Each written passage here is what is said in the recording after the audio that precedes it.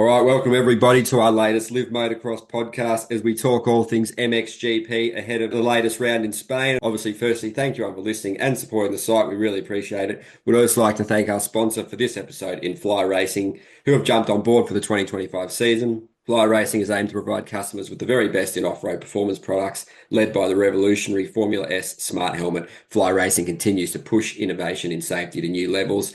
Never before has style and technology blended together so seamlessly as the 2025 Fly Racing lineup. For more info, check out flyracing.com or your local Western Powersports dealer. Follow Fly Racing Global on social media and cheer for all their athletes in the SMX World Championships and in MXGP. Obviously, welcome JT. How's life? And thanks for joining us again. You're in Spain, mate. The brutal schedule continues and the weather's not looking too good. Yeah, I'm in Spain. I mean, for anybody who's traveled internationally, you know what that's like. So, yeah, fly to the hub in the U.S., then across the Atlantic to Paris, then wait there, then fly to Madrid, then get the rental car, then drive a little over 2 hours from there. So it's it's a little bit of a marathon trip, but I mean, honestly, I couldn't have gone any smoother. So I'm thankful for that. Everything was on time. I had no issues whatsoever. So I'll count my blessings. And yeah, other than some really terrible weather that we're having at the moment, yeah, things are going well. I'm happy to be here. Other than I feel like I'm going to be walking around in the mud all weekend. Yeah, mate, I'm sure they're really excited to have you back there. Obviously, you went to that GP last year. It was the closing round where De Wolf and Prado were crowned champions. Obviously, a really good atmosphere and vibes there. A lot of talk. They've done a little bit of improvements to the track. Obviously, Hurling's had some choice words afterwards. This time around, you're hearing some more positive things. Obviously, they probably won't be able to really test out those track improvements given the weather as much as they would have liked. But looking forward to the event, no doubt. Yeah, it's I think for everybody besides the riders, this event was really, really good last year. The weather was great. It wasn't like terrible traffic in and out. The racing was fun to watch. So everybody else had a successful weekend. But I do understand the riders' complaints. Like it was a tough racetrack to feel comfortable on. It was really rocky. Like the base was like a rock bed in several areas.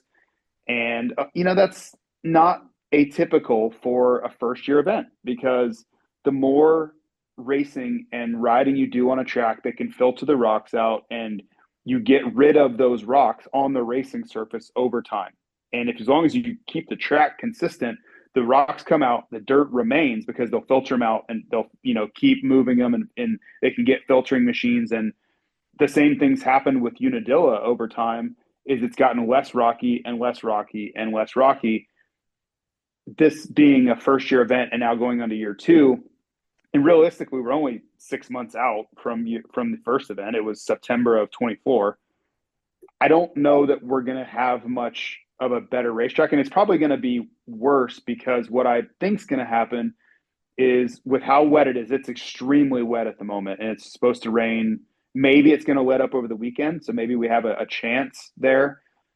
But when that happens, they're going to scrape the mud off of the racetrack. So they're going to take the topsoil off, and when you have rocks underneath that, guess what you're going to be down to? You're going to be down to a rock base. So it's a really tough setup. I'm trying to remain optimistic, but just applying my years of experience, the only way to do anything about mud is to scrape it. And when you don't have any dirt left and the rocks underneath the dirt was the problem, that's not the ideal setup for this weekend. So let's hope for the best. I'm very curious to see what this racetrack looks like on Saturday and Sunday, though. It could be another one of those weekends where the riders are really unhappy with conditions, but it's unfortunately might be what we have. Yeah, always good to get back to Europe, isn't it, mate, to catch up with all the people you know, and obviously with the Ducati racing team deal, that's going to be awesome for you to be there in person to see them. Obviously had a successful first round, and it's always a busy time for sure, mate, but you look forward to doing the commentary with Paul. You guys have a great dynamic. And for you personally, do you find it difficult to switch roles to the commentary box from the pit reporting you do in Supercross, mate? It's sort of quite a largely different way to approach it, but I guess with all the MXGP commentary, obviously they do the time practice and all that now. There's plenty of time to convey your messages. So it's a little bit of a different approach, isn't it? Yeah, on the TV side, it's much easier. Paul does all the heavy lifting. And really, I just am there to add analysis and add some insight.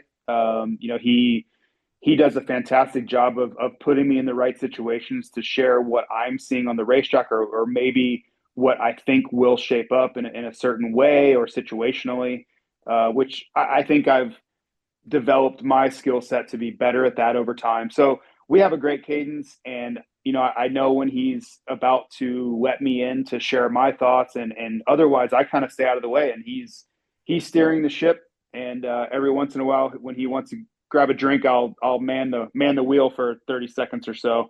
I love doing it. It's a much easier job than my role in the U.S. We're not on camera for one, so that just takes so much stress off of the situation. You're in a booth, you don't have a camera in your face, so it's easier to speak clearly and concisely without having to stare at the camera and make sure that you have camera presence and do all those things. So it's a very different thing.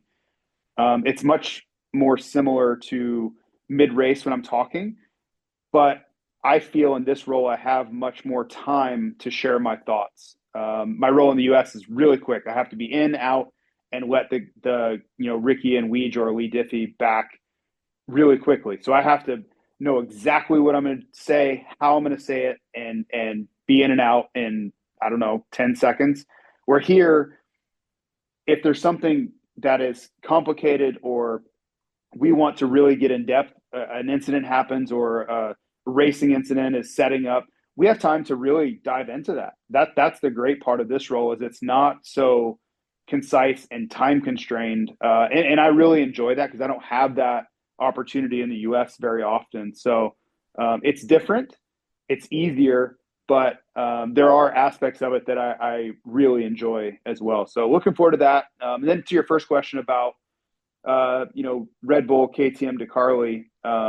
It's going to be awesome. And, the last time I was over was at Matterley for Motocross of Nations, and we were trying to keep that deal quiet still. We're trying to be very respectful of their prior apparel sponsor and their relationship. And it just there was nothing that we could really be talking about with anyone. So it was kind of excited. We were doing a lot of fittings with them behind the scenes, but it was all very hush hush because that's just how we operate, is out of respect. Well, now that's all past and we can really lean into this, and I get to go over there and be a part of the team. And, I don't have to speak in silence or behind the banners about things or whatever, like the planning phase, like everything's out in the open, and I get to be celebratory of this partnership versus kind of excited, but also no one knows, right? We can't tell anybody because not that it's a government secret. It was more because I respect their prior sponsor. They certainly respected the long-term relationship that they had. But now to be with both of the Coonan brothers and Simon Langenfelder and the success that I think they're already having and going to have, it's a really exciting opportunity. And it's one I've been chasing for a long time. I first made an offer to that team in 2018. At Lommel, I made an offer to them, and I've been chasing it ever since. I think I made 3 offers and finally got one accepted this last time, and very thankful for it. I think it's a great setup for the long term, and I couldn't ask for better partners than the DeCarli family. Yeah, awesome. Well said. All the hard work's obviously paid off personally with the TV work and obviously on the fly side of things too, mate, because it's a great team to have and really established and proven winners, really. So hopefully there's just more success on the way with them. And I guess a quick look back to last year at Kozar on the racing side of things. I guess that was the last time we kind of seen Prado at the peak of his powers, wasn't it, mate? It was a masterclass. He managed that pretty, challenging track really well. He was creative with the lines. Obviously, his starts are always so good. And then the nations, he was sort of well aware that the Kawasaki deal was, happened. And, he's just sort of getting through that and then prepping for the Kawasaki in Supercross. Hasn't gone to plan. So, yeah, I guess you saw it in person, mate. It was a really impressive weekend for him. Guys are returning to where he lost the title. That'll probably have a few demons for him as well. There was a lot going on. Obviously, the Hurlings penalty and obviously the DeWolf Coonan battle. There was some pretty cool things happened that weekend, mate. So your key takeaways, I guess, from that one? Yeah, it's thinking about Prado, then that first moto, he absolutely dominated in race 1 of that finale. And then race two, I think he wanted to go out with a 1-1, on home soil, but he made a huge mistake partway through race two. And it's like, okay, I'm not taking any more risk now. And the track was really difficult. And I think he said, you know what? I wanted to go when I think I could win, but now I'm in an area where the risk ratio is too high, and you could really see him back off and just bring home the championship. And then that next weekend, it's funny. I was watching him, and he just didn't look like he had any intensity that you would really need to win a race like that. I was just watching like something looks off with him. Like I don't know what it is, but he just doesn't look right. And it was funny after he basically said, I was just empty. I didn't realize I was empty. I had nothing left in the tank. I'd given all for that finale to win the world title. And then, I've talked about this in other championships, whether it's the second moto of a pro motocross race, if they wrap up the title in the first moto, you don't know how it's going to go. Some riders it'll free them and they can ride their best. Like they'll just blow everyone away because the pressure's now off and they can really kind of let it go. Or they ride terribly because they have nothing left in the tank. Like I've heard Zach Osborne talk about this like adrenaline dump that you just have nothing left. Like you've been just so tense and so anxious and so nervous about injury, and finally you win it, and then just like you just fall apart. Like you just have no intensity left. And that was definitely Prado in Matterley. Like he was a shell of himself at that race. So looking back on it, yeah, it's funny all the psychological things in different directions it can go. But yeah, this was a home race for him, and I'm glad I got to see it. If it's the last time he ever races, this championship, I can say I was here to watch him win on home soil. It was really cool. Yeah, it was definitely a special day, and yeah, one that Prado will be, looking to replicate in America with those championship wins for sure. And obviously, a topic that was brought into sharp focus there was obviously the challenge MXGP are confronting with riders wanting to go to America like Prado, and obviously DeWolf had his test over there too. Obviously, there's many reasons: money, fame, the challenge, the exposure. It's kind of like the biggest stage of the sport, really, isn't it? With the Supercross, it's just huge. So tough thing to deal with for them. Obviously, a lot of those guys that have Supercross leanings or might have raced some in France are obviously the heavy hitters, obviously Vallon, Benestant, these kind of guys, a lot of talented. Rossi, who's just been announced he's had a shoulder injury, so he's had surgery. So that's another thing they've got to combat, isn't it, mate?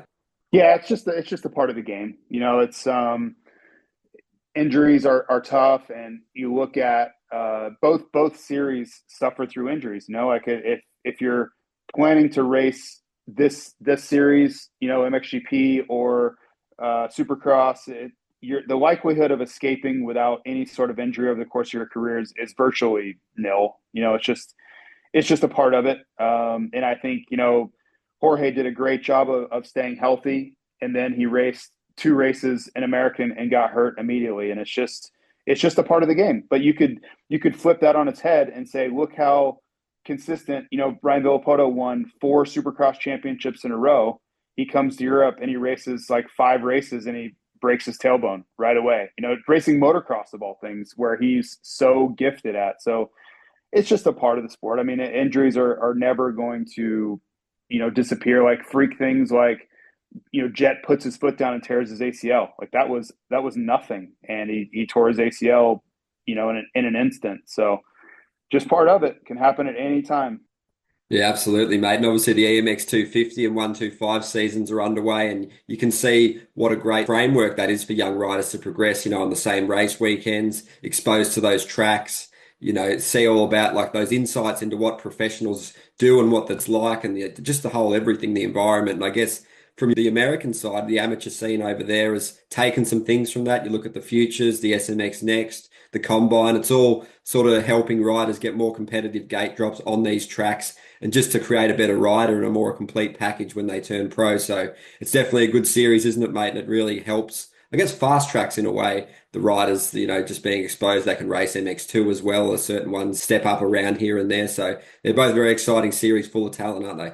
Yeah, they are. It's I think the powers that be in the US really took a look at how much talent that EMX was producing in Europe. And credit to them, because they just could have said, "Nah, that's their thing. We're not doing it." But they really kind of went the other direction and said, "Hey, they're onto something here. We need to be investing in our talent and make sure that we're kind of on the front foot here with making sure we maintain our future." Right? And they're basically investing in the future of the sport, and yeah, I give them a lot of credit for that, because it's I don't know, you wouldn't see that from everybody. There would sometimes people just get a little they're too proud, right? They just be like, "Nah, we won Motocross Nation 13 times in a row. Why would we ever need to copy what they're doing?" But to be able to look at it for what it is and say, there's something here. They are developing early talent, and they are more prepared to take the next step than our guys are at times. There's something to be said for that. So kudos to them for yeah, I really applaud the efforts that they made, and you can see that start to show up.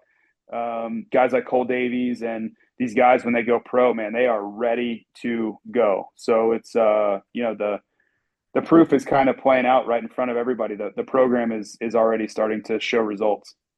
Yeah, both platforms are excellent now at a really high standard for these riders to step in and test themselves and be, especially with Supercross, have that little bit of base with SMX Next racing in those stadiums, because it's a lot to take on for a youngster at any stage of their career, let alone one that's stepping into it straight up. So, and obviously onto MXGP to finish this conversation before we go to Supercross. What are you looking forward to seeing this weekend, mate? Obviously the Renault Fevre battle will be excellent to see. Obviously after Renault won his first win in nearly 700 days in Argentina. Really cool to see that for him. Obviously, guys will be looking to bounce back. Third, still solid. Nothing to worry about there. Obviously, back at the track, like we mentioned, where he lost that title. Lucas Coonan, how is he after those arms? A couple of weeks since Argentina now. How's he going with that? See if the Ducatis can get some more hole shots. There's definitely a lot to look forward to, isn't there? Yeah, it's gonna be fun. I actually saw and got to speak with Paolo Ciabatti in the lobby a couple hours ago, before we recorded this. And yeah, what an incredible opening weekend that they had. I gave and do give Triumph a ton of credit for their first year effort in 2024, and it feels like Ducati's trying to one up them, and it's not a competition. Well, I guess it is a competition, but I don't think Ducati looks at it like we have to be better than Triumph was. They're just trying to put their best foot forward and represent Ducati in the way that they're used to being represented, which is, one of the premier motorcycle brands on earth. And you look at how they've gone about their winning ways, whether it's whichever series, especially MotoGP over the last few years, they're dominant.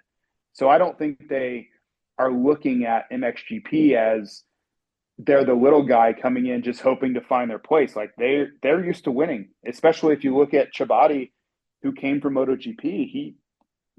Everything they touched, they were winning. So I don't think that's something that they're thinking is impossible, and they have big plans for it. I think they have good guys now, but they know that they want someone that's an established champion long term. But this was an incredible first step. When you look at Guadagnini, who, last year was a disaster. An absolute train wreck of a season, and they took a chance on him, and he already delivers. Whole shot and fourth overall is insane. And then Jeremy Seewer is as rock steady as we've ever seen an MXGP rider ever. He's literally raced the most consecutive races of anyone ever. And he, is already, he whole shots and running around. He's sixth overall. I think that is amazing to do on a first weekend. So I feel the same way I did about Triumph, just incredible effort, the R&D factor and the lack of time that they've had to get to a competitive level versus these other teams. I don't think it can be understated. And just to take it one step further, when you think about a team like Fantic, they came in and did really well, but they had Yamaha technical support. Yamaha was there holding their hand and saying, here's where you want to go directionally. Here's the setups here. And that Fantic is basically a Yamaha copy, and they have so much. They got to skip so many development steps because of Yamaha's involvement. Ducati doesn't have that. Ducati built a motorcycle from the ground up using their own ideas and radically different direction than anyone else. So it's a little bit apples to oranges from the Fancic thing. And I have a lot of respect for Louis Vosters and the effort that they've had. But to me, this is a very, very different thing. When you build a bike from nothing and you're this good this quickly, I'm a big believer in giving credit where it's due, and I certainly believe it's due for that red Ducati team.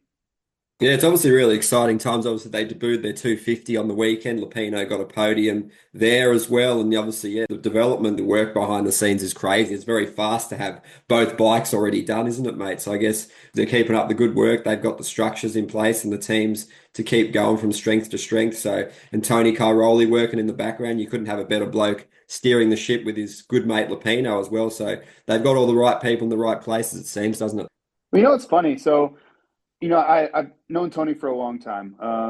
He's been incredibly gracious to me over the years. And the first time I really met him and had interaction with him was actually at his house in just outside of Rome in 2014.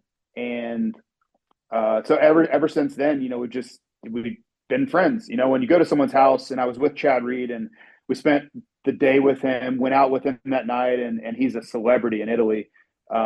When you spend time with someone like that and they let you in their home, you kind of build a bond. There's trust there, and it's just grown since then. And I have so much respect for Tony. So I was kind of asking him, "Hey, where are you at in the program? How's the bike?" And it's funny because he was more like, we're not very close right now." And I was like, "Okay, well, I mean, that makes sense. That sounds right. I would imagine that to be true." And then I get I see this result, and I'm like, what was all that "we're not really that close" talk? So you never know. That was like a year ago that he was talking about they weren't very close, and maybe they took huge steps in a short amount of time. But it was just funny that he didn't think they were all that prepared. Like, to give you an example, like, he didn't race the Italian championship race like Lupino did because he didn't think the bike was ready for it yet. Like that, so that kind of gives you a little bit of insight as to where he thought they were. And then a year later, they're already fighting for podiums on an MXGP at the first. Who knows where it goes from here? But that was a hell of a way to debut that motorcycle.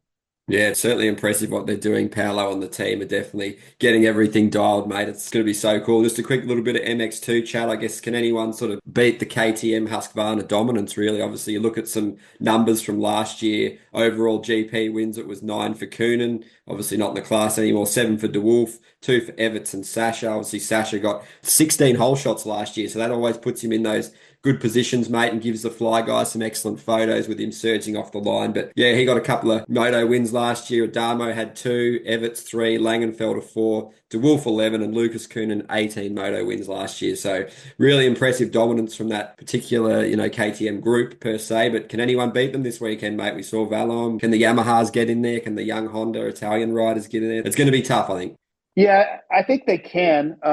It's like I keep waiting for Benestant to show up, to be honest. I don't know what's going on there. I mean, he was literally the guy that, Yamaha was counting on. When Geertz departed this series, there wasn't a lot of worry. And I was chasing that team. I was trying to sign the team that is now Hutton Mittal, which was Kamea. They've kind of switched how the teams are operated there. But I really wanted to be a part of that team because I was like, yeah, this he's going to go win an MX2 world title. Like, he's ready. He is ready to fill those shoes. You look at his trajectory and progression, it all made sense. And then I don't know what's happened. Like, it is all come unraveled for Benestant. So maybe he can snap back here sometime soon, but this is not at all what I think Yamaha or anybody really had in the plans for him. So see if he can do something about it.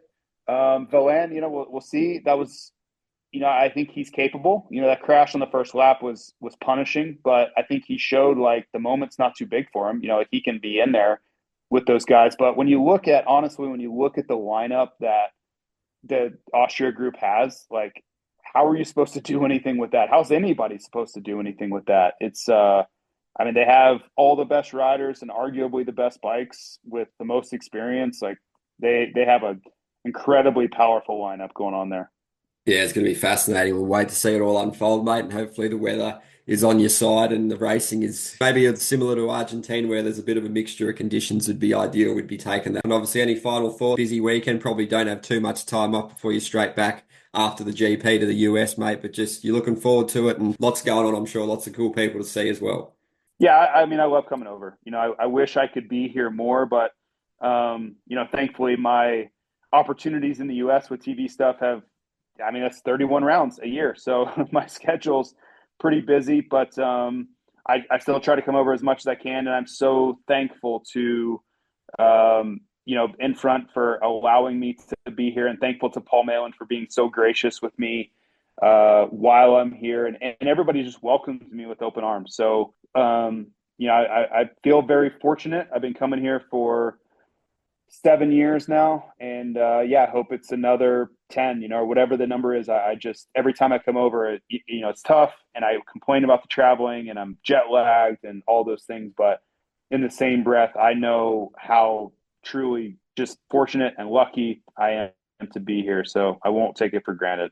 No, mate, it's awesome to see. Have a great weekend. You'll crush it, I'm sure. And yeah, I hope it's a good one and the weather's good as well, mate. But yeah, obviously, before we wrap this one up, massive thanks to Fly Racing for sponsoring this one. Check out flyracing.com, your local power sports dealer, and obviously flyracing.global on social media and be cheering on all their athletes in Spain this weekend as well. So thanks again for taking the time, JT. All the best, and we'll catch up next week. All right. Thanks, Ed. Talk to everybody soon.